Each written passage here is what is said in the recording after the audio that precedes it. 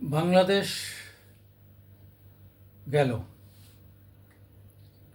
কি গেল, অর্থাৎ ডেমোক্রেটিক যে সেট আপ ছিল সেই সেট আপটা গেল, এবার সামরিক শাসনের আয়ত্তে চলে এলো। এই যে আন্দোলনটাকে অনেকে ছাত্রদের বিজয় বলে ঘোষণা করছে, কিন্তু আমরা যদি কয়েকটা ভাগে ভাগ করি তাহলে দেখা যাবে যে ছাত্ররা আন্দোলনটা শুরু করেছিল এবং তাদের দাবিটাও সঠিক ছিল, কোটার বিরোধিতা করা। চাকরির ক্ষেত্রে এ সমস্ত সব জায়গায় হয়, কোটার বিরোধিতা করা, যে তারা ভবিষ্যতে লেখাপড়া শেখার পরে তারপরে যে চাকরি বাকরি পাবে দেশের, সেখানে যদি প্রথমেই প্রায় 56% রিজার্ভড হয়ে যায়, তাহলে বাকিদের মধ্যে হতাশা আসবেই। ঠিক আছে, আন্দোলন করেছে, ছাত্রদের আন্দোলন করা উচিত, এবং যথারীতি সুপ্রিম কোর্টে গিয়ে সেটা 10% নামলো।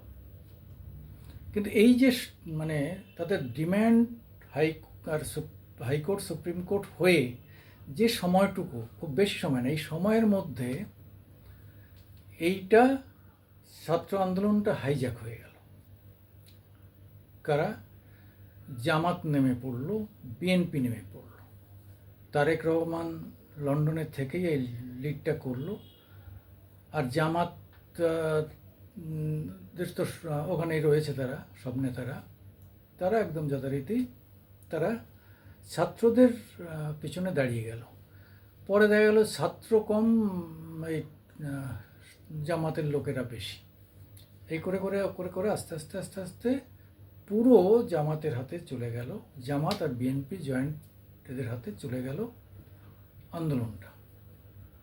কাজেই যারা সরলভাবে ছাত্র আন্দোলন বলে বলে টিভিতে বসে বক্তৃতা দিচ্ছেন বা বিভিন্ন ইউটিউবে বলছেন, তাদের সঙ্গে অনেকের মতো আমিও সহমত পোষণ করি না। বলতেই পারেন যে যেহেতু শুরুটা ছাত্ররা করেছে, কিন্তু তারা সেই জায়গাটা ধরে না রাখতে পেরে সেটা তারা এমন একটা জায়গায় দিল যে একটা নির্বাচিত সরকারকে উল্টিয়ে দিয়ে, তাদের সরিয়ে দিয়ে সেখানে জুনটা সরকার আসলো, অর্থাৎ মিলিটারির হাতে ক্ষমতা গেল। বলতেই পারেন যে মিলিটারির হাতে গেল, হাসিনার সরকার তো নির্বাচন করেছে, অথচ সেই নির্বাচনে বিএনপি বা আর কেউ পার্টিসিপেট করেনি, এক পক্ষ নির্বাচন।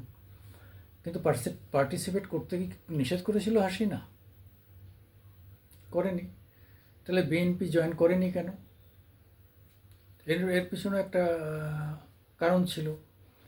আজকে যদি বিএনপিকে সে বা জামাতকে নির্বাচনে অংশগ্রহণ করতে গিয়ে যদি বাধা পেতে হতো বা না দিত, তাহলে একটা প্রশ্ন ছিল।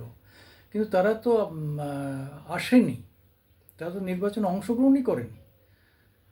তাহলে হাসিনা সেখানে কি করতে পারে? এবং নির্বাচন হলে এক পক্ষ নির্বাচন হবে, বিরোধীরা না থাকলে এক পক্ষে নির্বাচন হবে। যারা ভোট দেওয়ার দিয়েছেন, যারা দেননি বাড়ি বসে রয়েছেন। আমাদের দেশে তো নিয়ম আছে, একজন ভোট দিলেও সেই ভোট। আমাদের এখানে জম্মু কাশ্মীরে যখন প্রথম পঞ্চায়েত ভোট হয়, যারা কিছু লোক বলল যে না, আমরা পঞ্চায়েত প্রক্রিয়ার মধ্যে যাব, পাকিস্তানের কথা শুনে নাচছিল অধিকাংশরা, কিন্তু কিছু লোক পঞ্চায়েতে, যেই পঞ্চায়েত ভোট হলো সেখানে 14%, 15% ভোট হয়েছিল, সেই পঞ্চায়েত তো চলেছে। যে কজন ইয়ে করেছে সেটাই ডেমোক্রেসিতে, এটাই নিয়ম। ফলে এখন অনেকেই বলছেন এখানে দাঁড়িয়ে যে না, বিরোধীদের ভোট দিতে দেওয়া হয়নি। এটা পুরো ভুল মিথ্যা কথা। আর এইরকম আন্দোলন তো বিএনপির আমলেও অনেক আন্দোলন হয়েছে। বিএনপির আমলে তো মানে হাজার হাজার আওয়ামী লীগকে কুপিয়ে মেরে দেওয়া হয়েছে।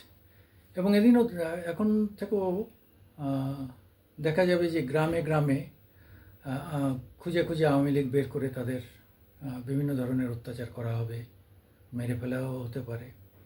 ফলে এগুলো বাংলাদেশে ঘটবে।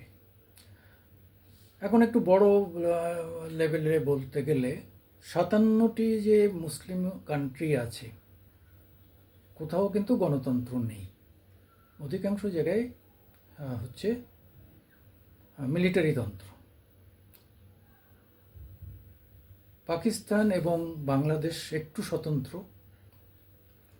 পাকিস্তানে অনেকবারই বরাবরই একটা ডেমোক্রেটিক প্রসেস ছিল, ভোট হয়েছে, কিন্তু কোনো গভর্নমেন্টই 5 বছরের বেশি থাকতে পারেনি। ভুট্টোকে তো ফাঁসিতেই লটকে দেওয়া হলো, ঝুলিয়ে দেওয়া হলো।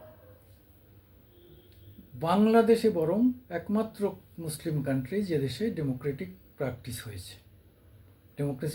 হয়েছে, অর্থাৎ গণতান্ত্রিকভাবে বারবার নির্বাচন হয়েছে এবং অনেকেই 10 বছর হাসিনাও থেকেছেন, জিয়াউর রহমানের দলও থেকেছে। অনেকবার এরকম হয়েছে যে তবুও একমাত্র মুসলিম কান্ট্রি বাংলাদেশ ইসলামিক কান্ট্রি হিসাবে ঘোষিত হয়েছিল 71 পরে, জিয়াউর রহমান যখন দখল করে নেয় মুজিব হত্যার পরে।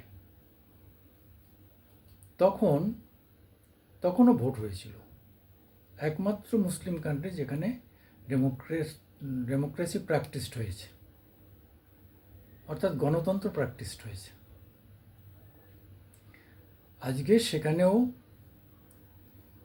পুরো যখনই ছাত্র আন্দোলন শুরু হয়েছে এবং গোলাগুলিতে কিছু ছাত্র মারা গেছে, বিএনপি এবং জামাত মুভমেন্টটা ধরে নিল। যখন দেখলো যে এটা হাসিনা সরকারের নিয়ন্ত্রণের বাইরে গেল, তখনই কূপ হয়ে গেল। অর্থাৎ সেনাবাহিনী প্রধান এসে বলল, আপনি রিজাইন দেন, দিয়ে চলে যান, আমরা দেখছি। মানে জোর করে রিজাইন দিয়ে তাকে বললো যে ঠিক আছে, আমরা আপনার মানে বাংলাদেশ থেকে বেরিয়ে যাওয়ার রাস্তা করে দিচ্ছি। তা না হলে হাসিনা কী করে বেরোতে পারত? যে ধরনের ভয়ে তার বাড়ি ঘরদর ঘিরে ফেলেছে, কখনোই বেরিয়ে আসতে পারতো না। সব অংশই মারা যেত। তার বাবার মতো সেই সময় যেভাবে হত্যা হয়েছিল, শেখ হাসিনারও সেইভাবে হত্যা হতো। কিন্তু সে যেহেতু মিলিটারিদের কথায় রাজি হয়ে রিজাইন করে দিলেন, তাকে সেভ স্পেস দিয়ে তাকে বের করে তাকে ভারতের পথে রওনা করিয়ে দিল। যে সপরিবারে তুমি চলে যাও, ব্যাস, আর কোনো অসুবিধা নেই, বাকিটা আমরা দেখছি। কিন্তু বাকি আওয়ামী লীগের নেতাদের কী হবে, মন্ত্রীদের কী হবে, তাদের পরিবারগুলোর কী হবে? ওখানে বাকি যে 4-5% হিন্দু আছে, তাদের কী হবে? তাদের উপর তো ভয়ঙ্কর অত্যাচার, আমাদের কাছে যতটুকু খবর আছে অনেক ধরনের অত্যাচার হচ্ছে। যদিও আমাদের মুখ্যমন্ত্রী বলেছেন যে এমন কিছু করা যাবে না যাতে হয়, কিন্তু আমাদের এই কথা শুনে ওখানে কী হবে? ওখানে যা হচ্ছে তো হচ্ছেই, তা নিয়ে আর সে তো আটকে রাখা যাচ্ছে না। যেহেতু ওরা ইন্টারনেট খুলে দিয়েছে, সবই দেখুন, সব ইউটিউবে, সব ফেসবুকে, সব জায়গায় একদম সব A to Z কী খাচ্ছে, খাদ্য লুট করে নিচ্ছে, হাসিনার বাড়ির ভিতরে ঢুকে মোটরসাইকেল টেনে নিচ্ছে, ভাত দিয়ে মাংস দিয়ে মাংস খাচ্ছে, বিভৎস অবস্থা। এ তো সবই দেখছি, আবার আটকাবেন কোথার থেকে? তবে তবুও মুখ্যমন্ত্রীর কথা মেনে চলা উচিত এবং তিনি যে ডিসিশনটা নিয়েছেন অত্যন্ত সঠিক এবং তিনি দীর্ঘদিনের পোড় খাওয়া রাজনীতিবিদ। তিনি বুঝছেন যে পরিস্থিতিটা যে জায়গায় গেছে আমাদের সবাইকে আমাদের সংঘবদ্ধ হয়ে মোকাবিলা করতে হবে। কারণটা কি? 4,700 কিলোমিটার লম্বা বাংলাদেশের সঙ্গে আমাদের পশ্চিমবঙ্গের হয়ে কাশ্মীর বিশাল যে সীমান্ত, এই সীমান্তটা ওই নামে আছে, কিছু পিলার দিয়ে, কিছু জায়গায় কাঁটাতারের বেড়া আছে, বাকিটা কিচ্ছু নেই। আপনি যান বেনাপোলে, গ্রামের একটা রাস্তা দিয়ে হেঁটে যাচ্ছেন, বাংলাদেশিরাও হেঁটে যাচ্ছে, এপার বাংলার মানুষ হেঁটে যাচ্ছে, ওই রাস্তা দিয়ে এপার ওপার করে দেওয়া হয়েছে, বোঝার কোনো ব্যাপার নেই। কালকে যদি ওরা এসে এপারে বলে যে এটাই আমাদের, মেনে নিতে হবে। এরা যে ওপারে যে বললে তাই, এই এরকম একটা অবস্থায় আছে। তো সেই জায়গায় দাঁড়িয়ে কিন্তু একটা ভয়ঙ্কর ব্যাপার ঘটতে পারে। এইবার এই কূপটার পিছনে আমেরিকা, চীন কি যৌথভাবে আছে? এটা তো বিশ্বাস করা যায় না যে চীন এবং আমেরিকা যৌথভাবে ভারতের পিছনে লাগবে। এটা তো রাজনৈতিকভাবে, বিশ্ব রাজনৈতিক প্রেক্ষাপটে এটা তো মেনে নেওয়া যায় না, মানে এটা বিশ্বাসযোগ্য হয় না। কারণ হচ্ছে হয় আমেরিকার চালে এটা হয়েছে, না হলে চীনের চালে হয়েছে। কিন্তু চীন বাংলাদেশ সব থেকে বেশি পছন্দের তালিকা সব থেকে বেশি হচ্ছে চীন। চীনের সঙ্গে বাণিজ্য হোক বা চীন এখানে আসুক, এটা একটা শ্রেণী কিন্তু চেয়েছে, জামাতেরা চীনকে ঢোকাতে চেয়েছে। কারণ একটাই, চীনের সঙ্গে পাকিস্তানের সুসম্পর্ক রয়ে গেছে, আর কোনো কারণ না। একটা সময় পাকিস্তানের সঙ্গে আমেরিকার সুসম্পর্ক ছিল, হ্যাঁ। তখন কিন্তু এরা মানে আমেরিকার টোটাল মুসলিমরা আমেরিকার বিরুদ্ধে ছিল, পাকিস্তান বাদে। মুসলিম জাহান, যেহেতু সিরিয়ার উপরে, ইরাকের উপর যখন আক্রমণ করে, হ্যাঁ, গাদ্দাফির উপর আক্রমণ করে, এই সময়টা বাদ দিলে বাকি সময় কিন্তু চীনের সঙ্গেই এদের সম্পর্ক হয়েছে এবং আমেরিকাকেও একটু একটু করে চয়েস করতে শুরু করেছে। এরকম একটা জায়গায় দাঁড়িয়ে খেলাটা মানে সাংঘাতিক জায়গায় পৌঁছে গেছে। ফলে এই কূপের পিছনে চীন না আমেরিকা, এখনও সেটা আমার অন্তত যেটুকু খোঁজখবর তাতে এখনও নিশ্চিত করে বলা যাচ্ছে না। তবে একটা জিনিস পরিষ্কার, আমাদের র কি ফেল করলো? ইন্ডিয়ান গোয়েন্দা বিভাগ র কি ফেল করলো? এটা নিয়ে প্রশ্ন উঠতে পারে। র মুজিব হত্যায় ফেল করেছে, যদিও রয় দাবি করে যে আমরা বলেছিলাম, মুজিব বিশ্বাস করেননি, মুজিব সরে যেতে চাননি। এখানেও তেমন হতে পারে, হাসিনাকে হয়তো র বলেছিল যে পরিস্থিতি যেদিকে যাচ্ছে আপনি অন্তত রিজাইন দিয়ে সরে পড়ুন। হতে পারে, নাও হতে পারে। হয়তো শেষ পর্যন্ত বিশ্বাস করা গিয়েছিল যে মিলিটারি দিয়ে, ট্যাঙ্ক ফ্যাঙ্ক নামিয়ে, হেলিকপ্টার দিয়ে এদের কন্ট্রোল করা যাবে।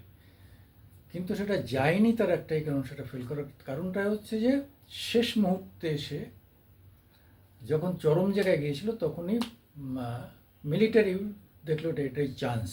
মিলিটারি খাপ করে ভেতরে ঢুকে একদম পুরো জায়গাটা কবজা করে নিল, হাসিনাকে হটিয়ে দিয়ে। এখানে রয়ের কিছু করার নেই, কেন এটা বুঝলেও কিছু করার নেই। হাসিনা বুঝে গেলেও তার কিছু করার নেই, কেন সেই মুহূর্তে তার পুলিশ ফেল করেছে, বহু পুলিশ মারা গেছে, পুলিশ মেরে তার লাট করে ফেলেছে। বহু পুলিশ পরিবারের বাড়িতে ঢুকে এখন হামলা হচ্ছে এই মুহূর্তে। ফলে পরিস্থিতি একটা ভয়ঙ্কর জায়গায় গিয়েছে। ইসলামিক কান্ট্রিগুলোর যে চরিত্র, সেই চরিত্র বাংলাদেশেও এখন পুরোপুরি এসে প্রকাশ হয়ে পড়েছে। আমরা চাইব প্রতিবেশী দেশ হিসাবে মানে সংযত, শান্তিপূর্ণ সহাবস্থান থাকুক, আমাদের উপর কোনো ঝামেলা না আসে। সেটা মোকাবেলার ক্ষমতা আমাদের আছে, খুব ভালোভাবেই আছে। আমরা ওই সব আমেরিকার, চীনের চক্রান্তের মধ্যে ঢুকতে যাবো না, আমাদের ও নিয়ে মাথা ব্যথাও নেই। কিন্তু আমাদের প্রায় $5.5 বিলিয়ন যে আমদানি রপ্তানি, সেটা আপাতত বন্ধ হয়ে গেল। আর্থিক দিক থেকে ভারতের ক্ষতি হবে, আর বাংলাদেশের ক্ষতি তো সীমা পরিসীমা নেই। মানে আলু কিনতে হবে তো 120 টাকা, পেঁয়াজ কিনতে হবে 300 টাকায়, 700 টাকায় রসুন কিনতে হবে, চাল ডাল তেলের সবই এখন যে মূল্যে কিনছে ডাবল, আস্তে আস্তে 3 ডবল। ঠিক পাকিস্তানের যা হয়েছে, পাকিস্তানে আটা এখন 250 টাকা, এখানেও তাই হবে। আফটার 6 মান্থ দেখবেন যে কি ভয়ঙ্কর অবস্থা বাংলাদেশে অর্থনৈতিক অবস্থায় নেমে আসে। আজকে যারা ভাবছে জিতে গেছি, সেদিন দেখবে যে তারা কতটা হেরেছে।